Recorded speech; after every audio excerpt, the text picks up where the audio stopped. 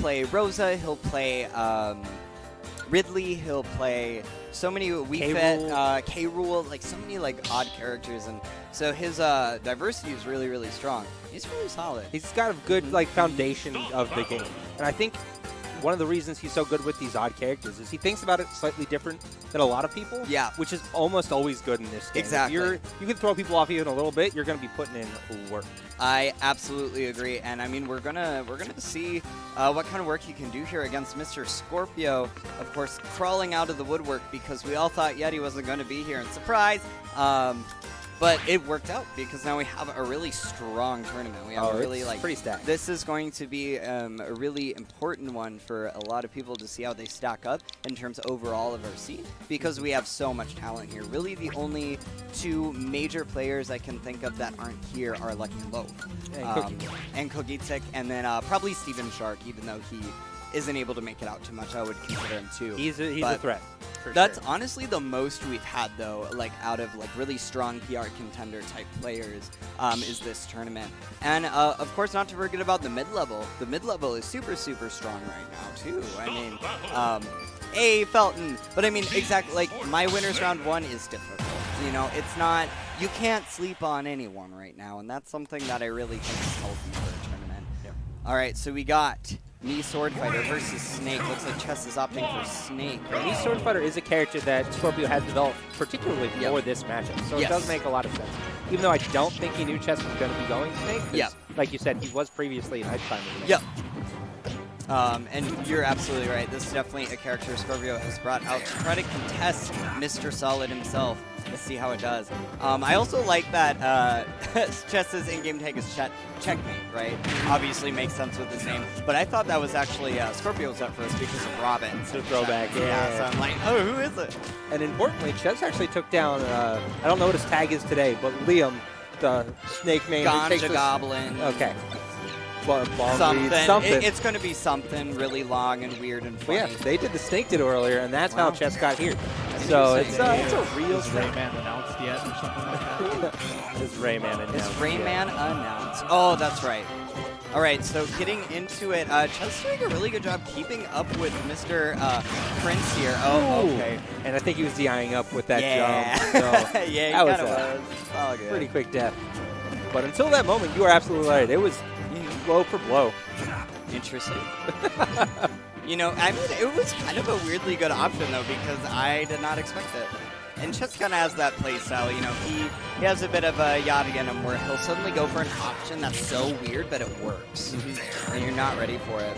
But Skorpio using the tools of Me Swordfighter to really just out-zone Snake. You know? Snake has to approach like he's got good buttons, but that's not what he's supposed to be doing. Right, exactly. All right, down throw, get him off stage. Now, Nikita was nerfed a little bit, the hitbox on it, but it doesn't matter because Swordfighter, while it's a great recovery, it doesn't have the best range. And the range, I think he actually had the option to forward sooner, too, just because he just scared him a little bit. Yeah. It's definitely that psychological conditioning. Thank you, Yachty. Ooh. And the power thrust is so good just at surprising people and taking a stock, because it will kill most characters around like 120-ish. It was so fast. Was that dash attack? That was dash attack. Strong dash attack. All right, so goes to show you, audience, how little I know about this character, but I am excited because I am learning.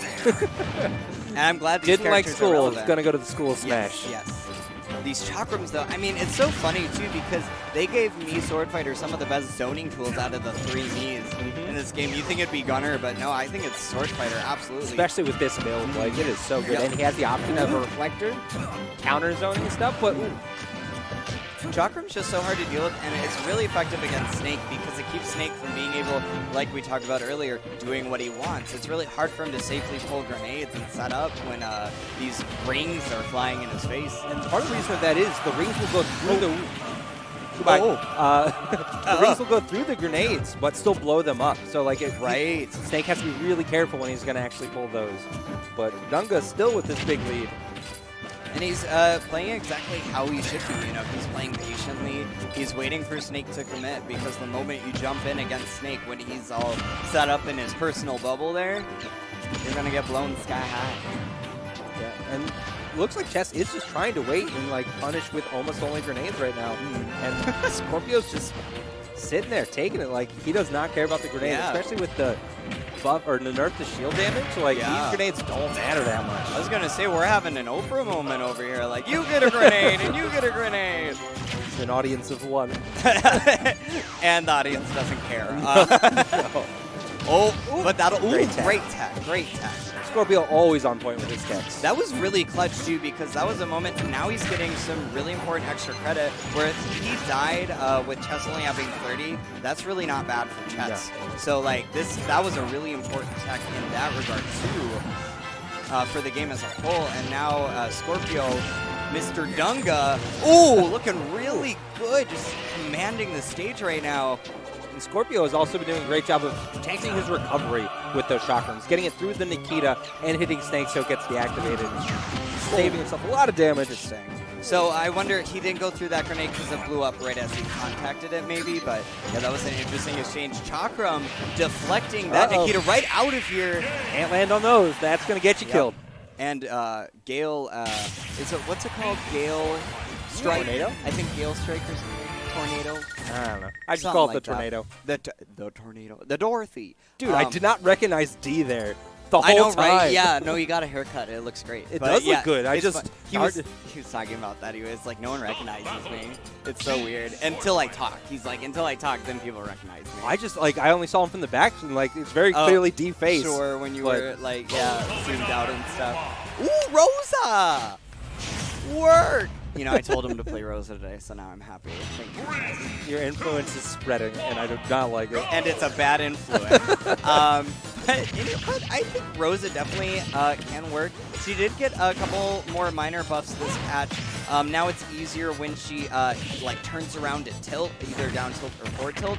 Luma will automatically go more in front of her, so you don't get any of that weird spacing where he's like kind of like inside her and he doesn't reach as far. So it's a lot easier to position him that way. And I think she's still very much got stuff. And I'm very intrigued to see how this goes down, because Skorpio in Smash 4 was weirdly good against Roses. Like, he didn't have any, really, but he took down, what? Oh, absolutely. Fallen and Midnight. Like, he was great against it. And as a character that arguably lost that matchup. So we'll see, but Rosa's a different beast this time. She is not the same Space Queen that we know and hated in Smash 4, so we'll see. Using that gravitational pull to the best of his advantage. Weirdly enough, I've actually been able to play this matchup a little bit thanks to Jackie Peanuts.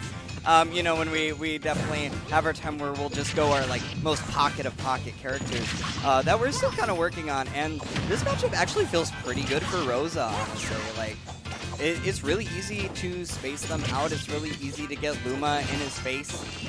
Starbits is really powerful because it interrupts his chakram. And Chess, again, keeping up with Skorpio, but this is almost how it was beginning of last game. Drag down fair to up smash. That is a confirm. Not going to do it, though. Not without Luma. Tell Chess is getting a little antsy for the kill. Yeah. He doesn't want to let Skorpio get away with things like he did last game. Yeah, exactly. And that's the thing, is where like Chess is really consistent, though he does tend to fish a little bit at those higher percents. Ooh, I love that, though. Repeatedly down tilting so Luma descends at the edge of the stage. That's really cute. He's been having this Luma desync for a while, just trying to poke at Skorpio from afar. I think that's something, too, is Rosa in this game has more times where desync Luma is a good option, versus for most of the time you wanted him next to you, right? Yeah, almost all the time. Fallen made it work. Probably better than most people, but yeah, it still wasn't ideal in a lot of circumstances. Now, sadly, it kind of makes her a worse character, but, you know, she can still do cool stuff. And this is exactly where Skorpio started to pull away in the last game. Had Chess about this percent and just zoned him out. That was a good parry, but that last little hit of down air saved Skorpio in that moment. But Skorpio, again, doing a good job. His survivability as a player, no matter who he's playing as, is always so admirable. It's something I notice almost every set I commentate for him.